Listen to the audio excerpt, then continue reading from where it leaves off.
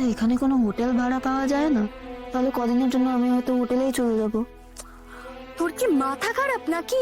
কলকাতা শহরে একটা মেয়ের একা থাকার মতো ভদ্রস্থ হোটেলের ভাড়া কত তুই জানিস? তাও তো কয়েক মাসের ব্যবস্থা করতে হবে। কত টাকা তুই পাবি কোথায়? তাহলে কি করবো আমি? দেখেছো তো আমার কপালটা, বিপদ যেন কোনোদিন কাটতেই চায় না। তুই একটা কাজ কর, তুই বরং পেইন গেস্ট অ্যাকোমোডেশন খোঁজ।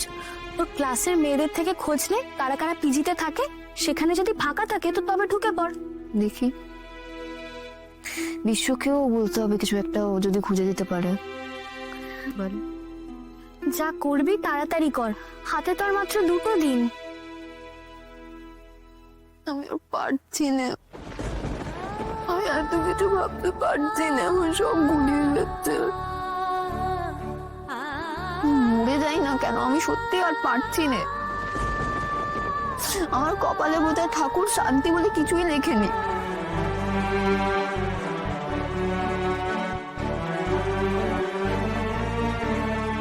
আরে আমি সত্যি জানি না, তবে কেউ যদি আমার সাথে শেয়ারে থাকতে চায় তবে কিছুটা কম হবে না? কচু হবে, ওতেও তো স্কলারশিপের টাকায় কুলোবে না। মানছি এখানে তোর আত্মীয় স্বজন নেই, তো আমরা কি সবাই বাণিজ্যলে ভেসে আসা পাবলিক? শোন, আমরা ডিসিশন নিয়ে নিয়েছি, 2 মাস হোস্টেল রেনোভেশন, 1 মাস তুই আমার বাড়ি থাকবি, আরেক মাস এশার বাড়ি। আর আমার বাড়ির লোক যদি তোকে ছাড়তে না চায় তাহলে তোকে 2 মাসে আমার বাড়ি থেকে যেতে হবে। আরে ব্যাস ব্যাস ব্যাস, जो बोल दिया वो बोल दिया, नो टेप।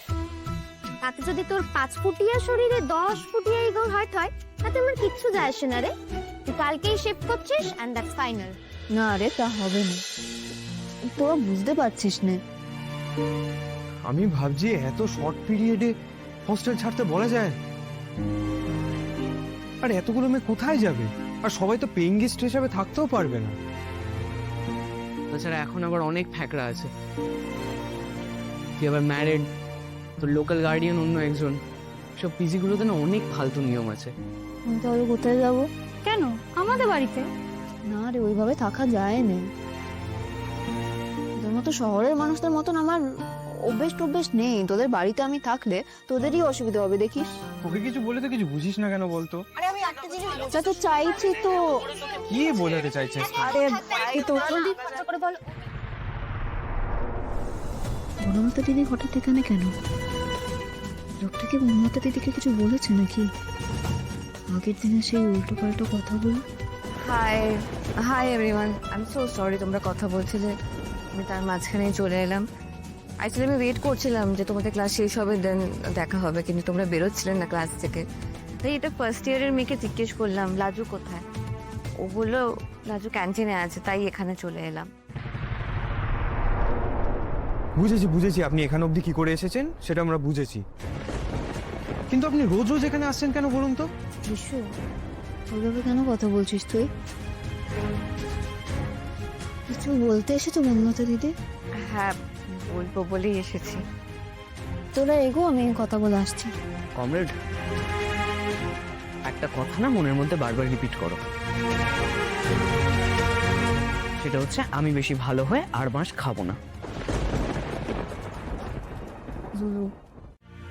ওই ছেলেটা কি বলছিল রে অ্যাবাউট সামথিং, কি পিজি অ্যাকোমোডেশন? কেন, কে থাকবে পিজিতে? ও কিছু না বনলতা দিদি, তো তুমি কি বলতে এসেছো বল। দেখ লাজু, আমি জানি যে তোদের লেডিস হস্টেল রেনোভেশনের জন্য তোদের বলা হয়েছে জায়গাটা ছেড়ে দিতে, অন্য অ্যাকোমোডেশন দেখে নিতে ফর সাম টাইম, তাই তো? আর তুই সেটা আমার কাছে লুকোচ্ছিস। তুমি সেটা কি করে জানো?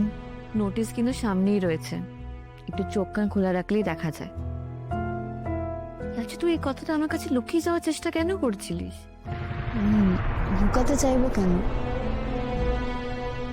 লুকাবার কিছু নেই, এই কথাটা আমি তোমাকে বলেই বা কি করব? তুমি ওসব নিয়ে ভেবো না। আমার বন্ধুরা বলছে ওরা আমার জন্য একটা ব্যবস্থা ঠিক করে ফেলবে, তাছাড়া আমিও চেষ্টা করছি, কিছু না কিছু ব্যবস্থা হয়েই যাবে। আচ্ছা, তুই ও বাড়িতে আয় না রে। না বনলতা দিদি, এই কথা তুমি আমাকে বলো না প্লিজ। আমি নিজের ব্যবস্থা নিজে করে নেবো, বলছি তো। কেন তুই ও বাড়ি যাবি না? পিজিতে থাকবি, তোর স্কলারশিপের ওইটুকু টাকা দিয়ে কি ব্যবস্থা করবি? আর ওরকম জায়গাটা তোর থাকার দরকার নেই। আমার তো এই শহরে বছরখানেক হয়েছে, চেনা জানাও বেড়েছে। আমি ঠিক থাকার জন্য একটা জায়গার ব্যবস্থা করে নেবো কোন বাসে, চিন্তা করি না। এমনি তো কয়েকটা মাসেরই তো ব্যাপার, কেটে যাবে। তুমি বলো, কি বলতে এসেছো তুমি? আচ্ছা, তুই যদি এই সময় তুই এই বাড়িতে না যাস তাহলে আমার কি মনে হবে বলতো? তুই আমাকে ক্ষমা করিস নি, সেই জন্য তুই এ বাড়ি যাচ্ছিস না। ক্ষমা করার ব্যাপারটা তুমি বারবার কেন তুলছো বন্যা থেকে দিক? সেটা তো আলাদা ব্যাপার। আমি সত্যিও বাড়িতে যেতে চাই না, মানে আমি মন থেকে ওই বাড়িতে যেতে চাই না। কেন? সেদিনকে অনুভব তোর সাথে ওভাবে কথা বলেছে বলে? দেখ রাজু, আমি তোর জন্য কিন্তু নিজের জীবনটা নতুন করে শুরু করতে পেরেছি। আজকে আমি অনুভবের কাছে ক্ষমা চাইলাম, পায়ে পড়ে গেলাম, তো আমায় ক্ষমা করলো না কিন্তু। তুই গিয়ে ওকে বোঝালি, তাও কিন্তু ও রাজি হলো না। হলো কি, রেগে মেগে বেরিয়ে গেল। তো সেদিনকে কি হলো আমি জানি না, জানিস তো, হঠাৎ করে রাত্রিবেলা এসে আমাকে সকলের সামনে কাছে টেনে নিল। ফর দ্য ফার্স্ট টাইম আমি যেন এটা ফিল করলাম যে আমি একা নই, অনুভব আমার পাশে আছে।